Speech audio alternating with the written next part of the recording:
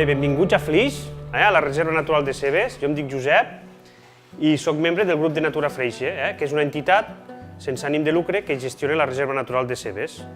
I avui heu vingut a parlar una mica sobre els ocells, no?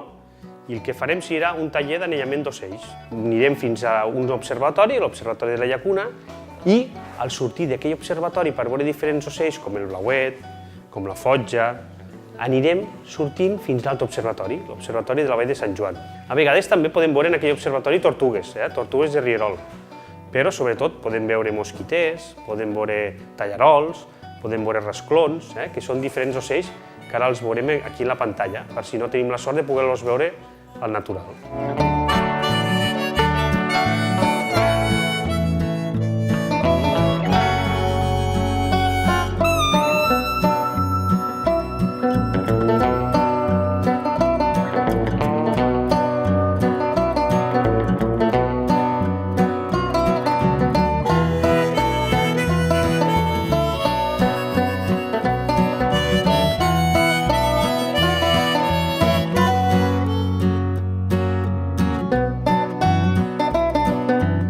Hem arribat al primer observatori que visitarem. Este és el primer i cap allà n'hi ha un altre. En aquest observatori és on trobem el gran volum de tortuguetes de rierol. Quan comença a fer fresqueta, les tortuguetes s'amaguen. És molt difícil observar-les, per això estar en silenci és molt important, perquè a la mínima que senten algun soroll que elles no identifiquen, se'n van.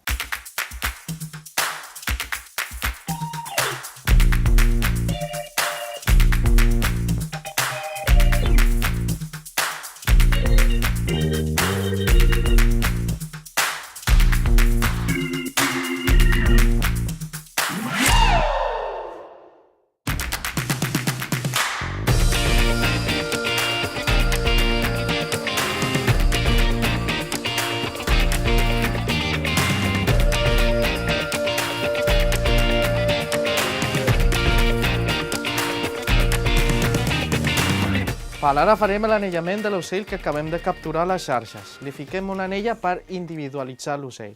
I si un altre ornitòleg o anellador l'agafa en un altre lloc, que pugui saber quin és el lloc de procedència d'aquest ocell. Llavors l'hem de posar una anella que sigui de la seva mida.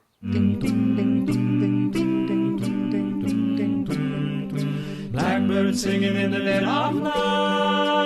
Els ocells pesen molt poc perquè els seus ossos estan foradats, tenen com una mena de forats per on s'acumula l'aire i aquesta característica és la que permet que l'ocell sigui molt lleuger i pugui volar. You're only waiting for this moment to rise. You're only waiting for this moment to rise. 1, 2, 3. Vinga.